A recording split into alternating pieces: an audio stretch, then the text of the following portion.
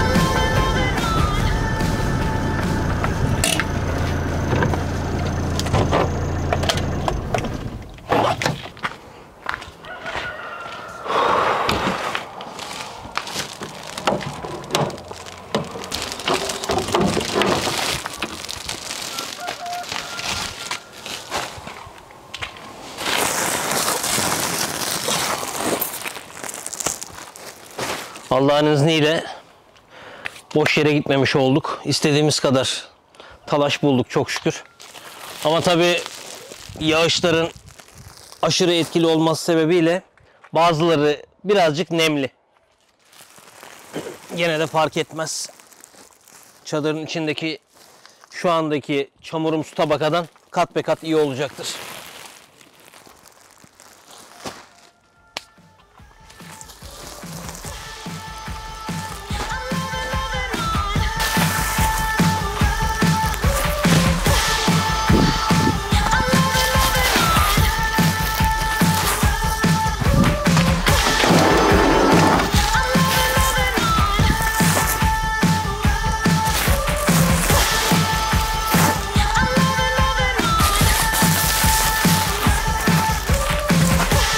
Bunları depomuza götürelim.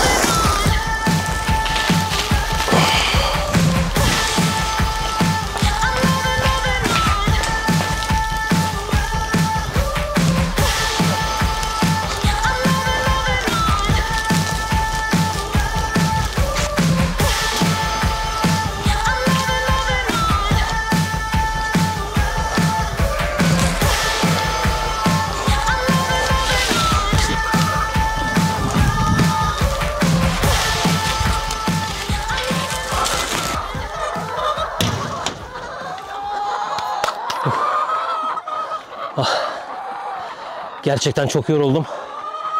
Ama en zor görevi bir şekilde başardım. Soluk soluğa kaldım. Aşağı yukarı toplamda buradan gittim, çuvallandı falan, geri gelişim 3 saati buldu. O yüzden epeyce yorucuydu. Ama en zoru da buydu. Hallettik Allah'ın izniyle. Temizlik sürecini illaki parça parça yapacağım.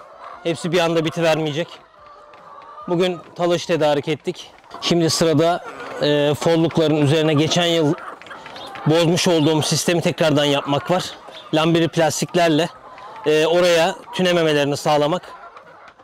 Çünkü orayı epeyce bir maalesef ki dışkılarıyla epeyce bir katman oluşturdular. Eski haline döndürmem gerekiyor. Evet sevgili arkadaşlar, vallahi çok yoruldum. Bu video da buraya kadar olsun. Kısa da olsa bunu da en kısa sürede yayına koyacağım.